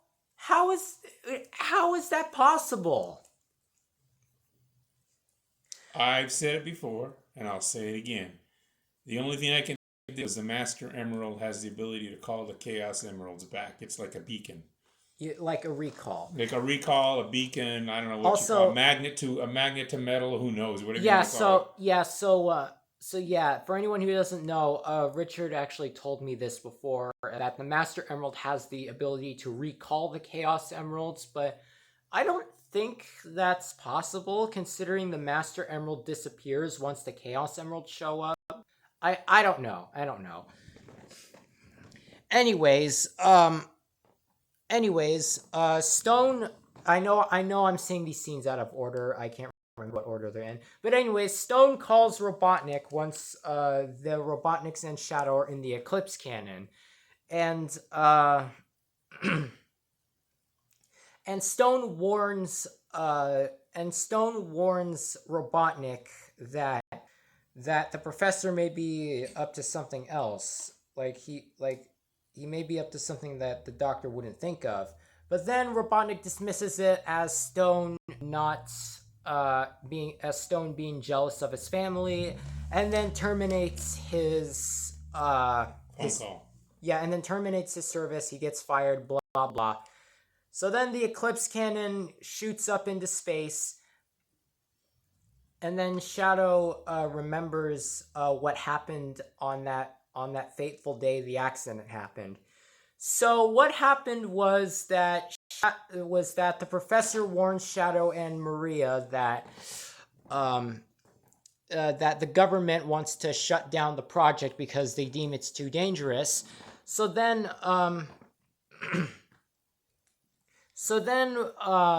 they all attempt to escape, but then a gun soldier takes aim, and Captain Walters tries to stop them, saying that those two are children, but the soldier doesn't care and says that he has orders to follow. So then he shoots a container of chaos energy, and it creates a giant explosion, which kills Maria for whatever reason. So he has this flashback of where his pain came from. Yeah, it's like, seriously, one death caused him that much pain? Oh, this person is dead. I don't want to. I want to get revenge on the entire world because the government killed the only person that mattered to me. Wah. This has been used. This element has been used several times already. Once with Longclaw dying, which was Sonic's mentor. Once with Knuckles' father dying. And now again with Maria. It's like, there's only so many times they can keep doing this. It's like, it's getting so repetitive. Ugh.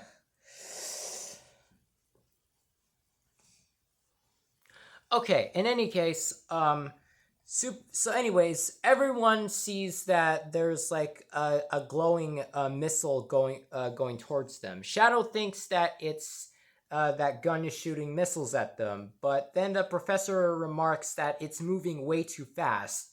Then here's another story contradiction. Robotnik sees the quill he has and sees it turning gold and remarks that it's him. And here's another thing that contradicts what happened. Why did that quill turn gold? It wasn't with Sonic, so why did that quill suddenly turn gold? Oh my gosh, my voice is squeaking. I think a reason it turned gold is because just like any part of Sonic, even if it's a separated quill, once you enhance one part, you enhance it all. But that doesn't make any sense because I didn't say it had to make sense. I'm saying what lore they were using. It doesn't make the sense. Lore doesn't always make sense.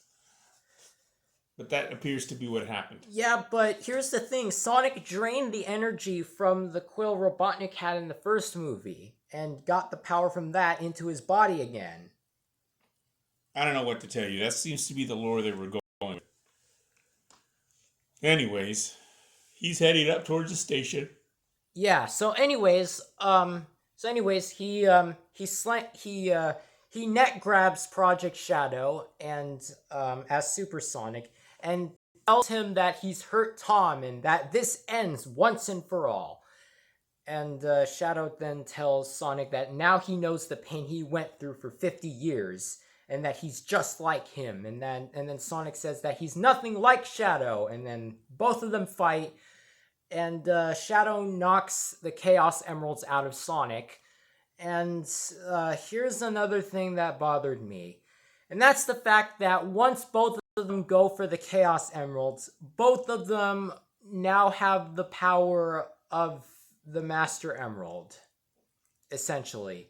And here's the thing, this actually contradicts what was said in the second movie, because Tails reads off the transcript that was in the temple in Siberia, and says that a single warrior can wield the emerald and defeat entire armies. So, what? Do they have, like, half of the power? Do they each have half the power of the emerald? Do they have half the Chaos Emeralds? Why didn't we see that? Don't know. It just seems to me. It seems to me they're each sharing the power. So, anyways, Supersonic and Project Shadow Supreme, as I like to call him, start fighting, and then we cut to the Robotniks up on the base. And earlier on, the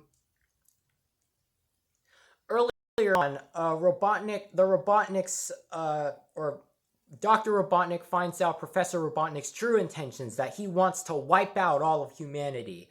And he doesn't want that. All Robotnik wants to do is to rule the world. So, anyways, back to present time. Robotnik neck chops Professor Robotnik, which is a callback to when he did it to Stone in the first movie. But in any case, they both start fighting, and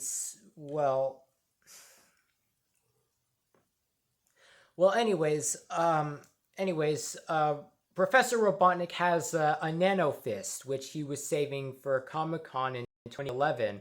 But now there won't be a Comic-Con, which is also a callback to the first movie, which I do not know what this Comic-Con thing is, but whatever.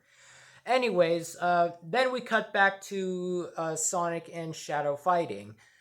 And then once Shadow tells Sonic that why he came alone, and that he cared about that one person named Tom, Sonic gets all super pissed and then punches Shadow all the way to the fucking moon. And then here's another thing that bothers me. I think Shadow should have actually died at this moment. And here's the reason why. Maybe Sonic could have actually punched Shadow and then have him realize that what he's just done isn't like him. And then he sees that a laser is about to fire on the Earth and then that he needs to stop it.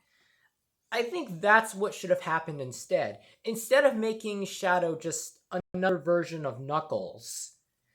Yeah, everything throughout this movie surrounding Shadow, it's basically nothing but Knuckles' story combined with the symbiote. They seriously couldn't come up with anything more original? They just repeat the same formula over and over again throughout these movies? Yes. Okay, anyways, so Sonic ends up sparing Shadow, saying that this isn't like him, and they have a pep talk as to saying that pain doesn't go away, but eventually they need to hold on to the memories of them and keep going and stuff like that. And here's something that kind of bothers me again. Here's another critique I have. How are they breathing on the moon? That was kind of weird. Well, how are they breathing in space for that matter? Yeah, they're on the moon, and how are they breathing in space? Like, maybe I think they're breathing because of the Chaos Emeralds, but why? Why aren't they suffocating right now? Okay, in any case, they decide that they're going to go and stop Robotnik Sr. or Gerald. Yeah, Professor Robotnik. So anyways, Sonic and Shadow team up and saying that if you really screw something up, that you really need to fix it right away or something like that. I don't remember the exact words. And then Sonic says the line that he's been saying throughout the whole throughout this whole franchise, which is gotta go fast. And Shadow says that is that really his catchphrase? And then Sonic says, "That's right, new hedgehog," and everyone enjoys hearing it. And then here's another thing that I would change about the movie. And that is the song that is being used there. So it's a song called Live and Learn.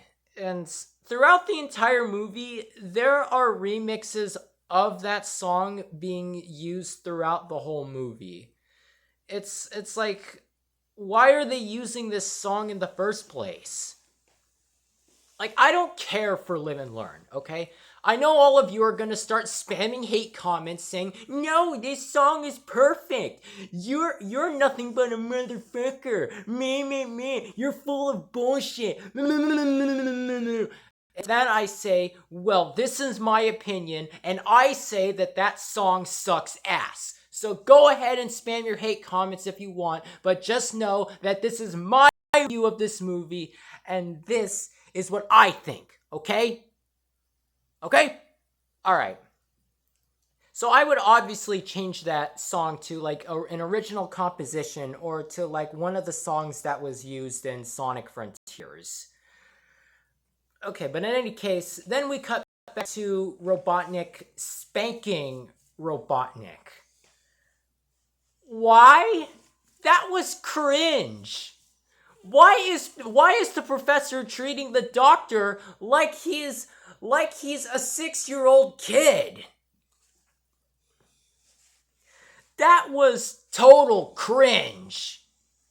Like, okay, tell me, would you want to see Jim? No, okay, it isn't the point. They went cringe on that one. It's a scene that they should have used a different. They should have just been beating each other up till one wins. Which, in the end, what happens? Okay, so anyways, so what happens is, Robotnik creates a nano drill, and then this is a callback to Knuckles. He stabs Professor Robotnik's foot, and yeah, this is a callback to when Wanda stabs Wade in the arm with a fork. Okay, but in any case, here's another joke that they kind of did. Here's another joke I didn't care for, and that is the autocorrect joke. And so Robotnik says, "Set up defense," and then the autocorrect kicks in and says and corrects it to "the fence," and then Robotnik remarks by saying, "Damn you, autocorrect." Yeah, autocorrect is a bitch, but at the same time, it's like, we really didn't need to hear that. And also, what's even more fucked up is right after that, they have the gall to make the fence suddenly disappear in the next shot. Okay, well, but the point is that they're trying to battle each other. So they proceed to battle each other. And then Robotnik cuts off the professor's mustache. Right. So then the professor sees that Sonic and Shadow are coming to the Eclipse Cannon. So then he he orders orders robots to attack them. Yes, and sees that Shadow has betrayed him, or has chosen betrayal. So Sonic and Shadow fight, and Sonic and Shadow fight the robots, and then they do this and then at the end they do this weird pose where they're flying away, which I don't really care for. Like, they could have just had them. They could have just taken out that shot. Like, I don't really care for that. And yet somehow, for some reason, everyone seemed to like that. Just why? Okay, continue. Anyways, Professor Robotnik is about to kill Dr. Robotnik. But then Robotnik basically makes a smartass comeback when he says that he has some last words to share. And the professor says, "What is it? What was it again? What was it? I hate you, or I despise you, or I liked being with you." What I don't remember the exact words, but I think it was somewhere along that. But anyways, and then Robotnik just says, "No, it was something better, but I'm not gonna tell you if you're gonna be like that." And then the professor just kills Robotnik. And then here's another story contradiction that happens. And that is the fact that Tails, Robotnik, and Knuckles appear through a ring portal. How? They saved him somehow. They timed it just right. Yeah, but here's the thing. Robotnik was falling out of the Eclipse cannon, and there's no oxygen out in space, so he couldn't have just burned up in the atmosphere. And also, here's another thing, Tails and Knuckles were back on Earth. So how did they know to help Robotnik at that exact time? Were they planning to teleport Robotnik to them? It's like, there are so many inconsistencies throughout this movie, and you're telling me people like this bullshit? And then here is probably the most fucked up death in history. And that is the fact on how the professor dies. So Robotnik stabs Professor Robotnik with Sonic's quill, and that launches him into the reactor, and then dies. I think, okay, for one, the quill shouldn't have launched him all the way up there. And second, maybe he could have just stabbed him. Maybe he actually could have just stabbed him in the ass. Yes, they actually do stab him on the ass in the movie, but maybe they could just stab him in the ass, and then he could fall to his death through the same place that Robotnik fell through. Well, they made sure character's not coming back. They vaporized him. He's done. Okay, so anyways, Robotnik decides to team up with the aliens, and they can't shut off the Eclipse. Then they can't stop the Eclipse cannon from firing. So they have the idea to turn it. So all while that is happening, Sonic and Shadow stop the laser from reaching Earth. But throughout this entire thing, Sonic is losing strength and eventually passes out. But thankfully, the Eclipse cannon turns away from the Earth at the right time. But in the consequence, it slices the damn moon in half. And what's the joke? You better call Google Maps. Oh, brother, really? Google Maps isn't on the moon, dummies.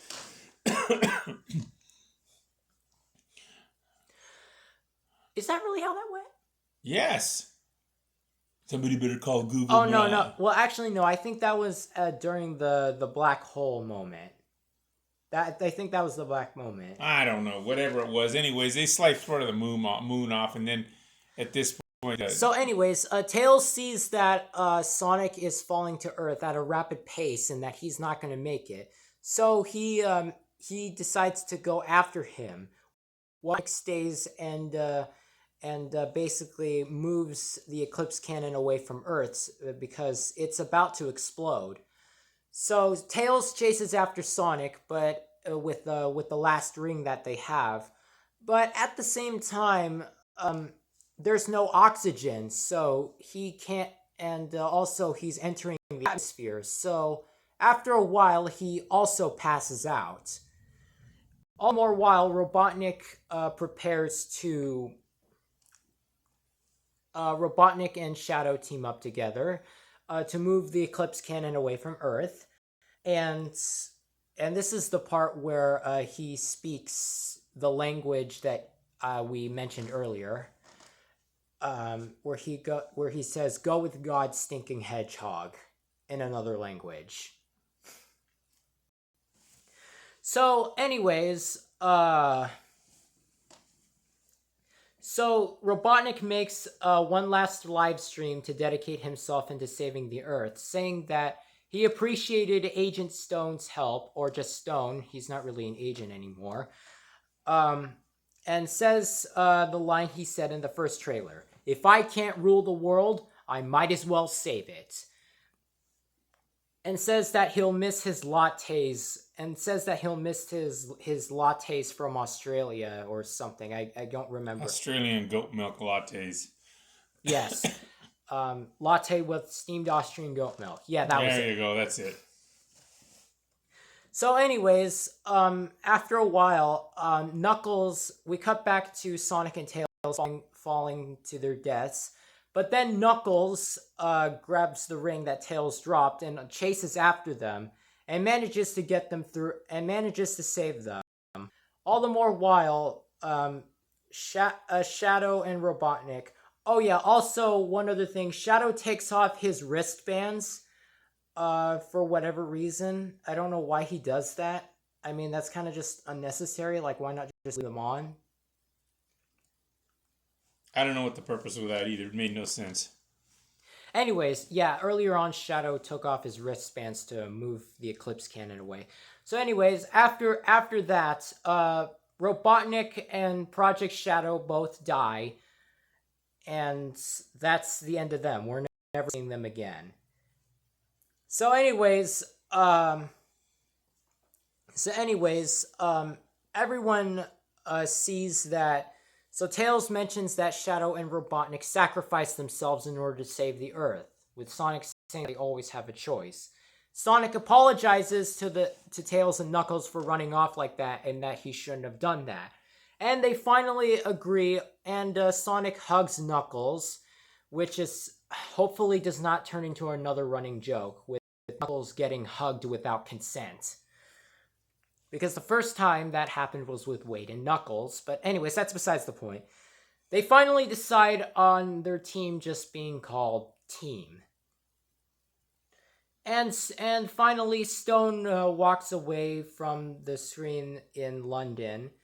And, well, finally, we have the team at a campsite. With we see Tom that is alive, who is alive and well, which we mentioned. Well, he wasn't well. He had his arm in a cast. His arm was broken for whatever reason. So even though Shadow punched him in the chest, the only thing he sustained was an arm injury for whatever reason. Even though he didn't get hurt on his arm, he got hurt in the chest.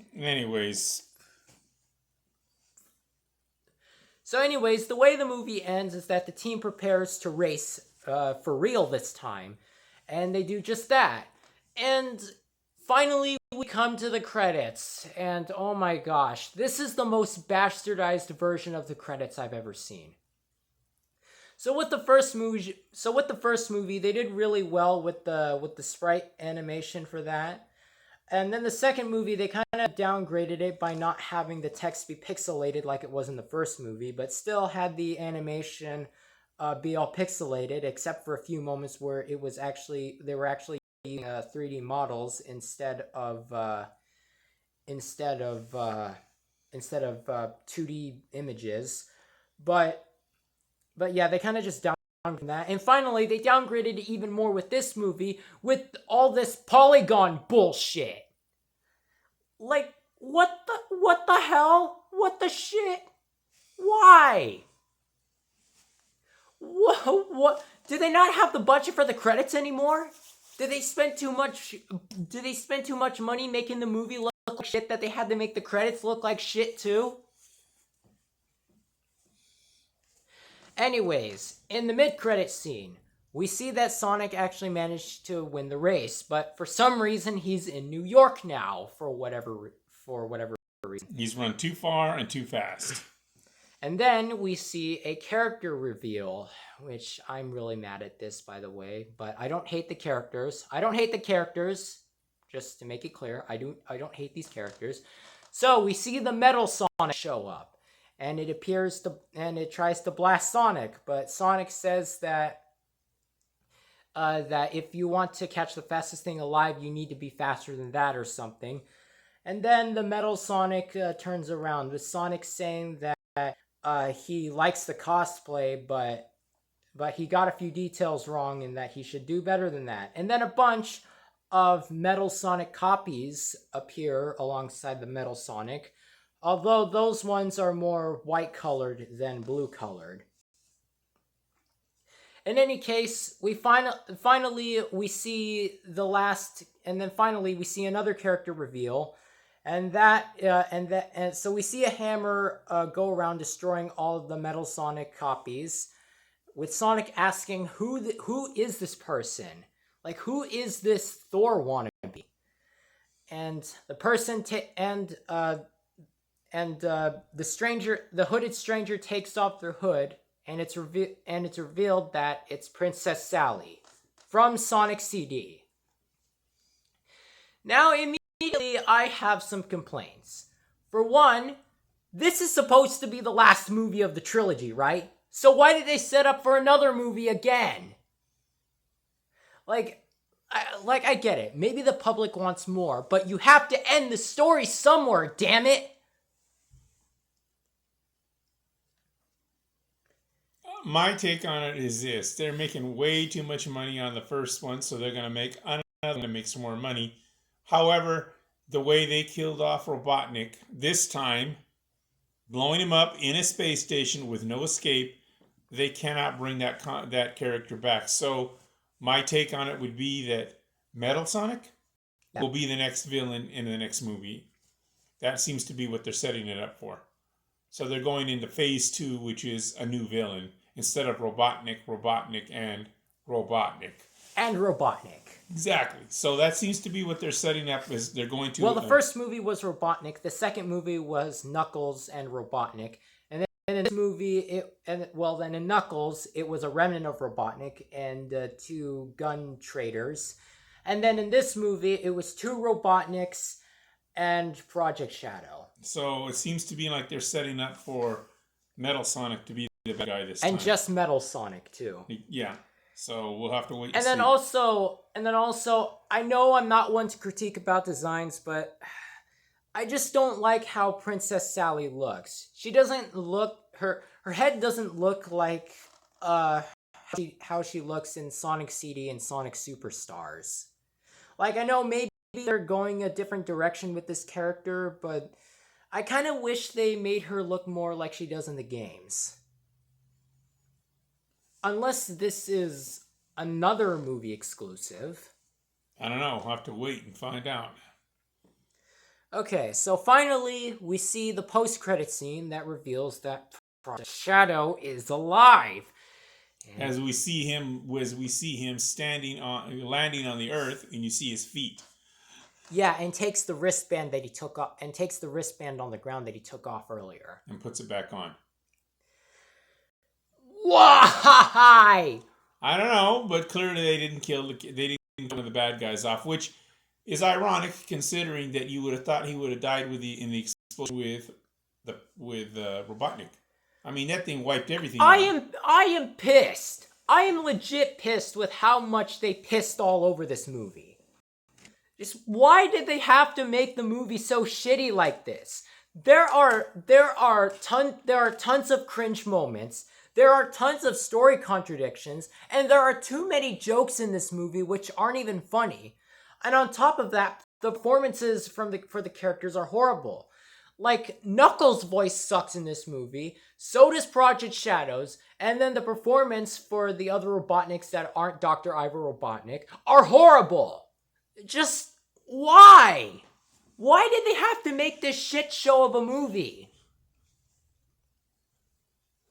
Anyways, time to give our final thoughts on the movie before we end off. So, what did I think of this movie? Well, it was total shit. It was nothing. It was full of shit, followed by nothing but shit, ending with a bunch of shit. So, 1 out of 10.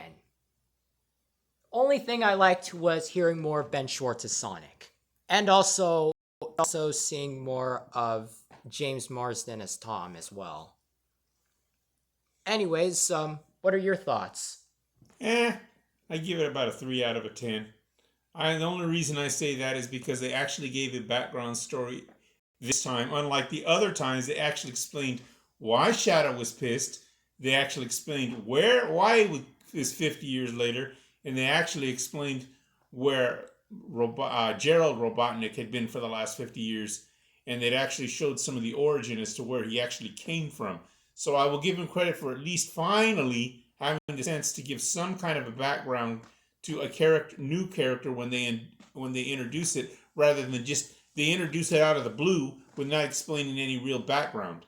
So at least I give him credit for doing those things. Yeah, and also Professor Robotnik was probably one of the worst in this movie. The worst written character in this movie, I should say, because all he wants to do is to destroy it because one person killed his granddaughter. Oh yeah, by the way, for some reason Maria is Ivo's sister. Why? Why did they give him a sister all of a sudden? Okay, well, that's it. Well, that's our thoughts for this movie. So, like this video if, of course, you liked hearing our review for this movie. Go ahead and share this video with others that you know and spread the word that this movie sucks or whatever. And if you're new, subscribe. If you like this, encourage others to subscribe as well. Yep, and comment down your thoughts on this movie.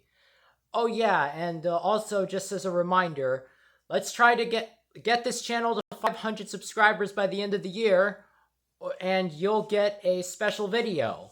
And if this channel doesn't reach 500 subscribers by the end of the year, you won't get that special video. So, this is our in-depth review for Sonic the Hedgehog 3, which was a total ass movie. And yeah, bye everyone.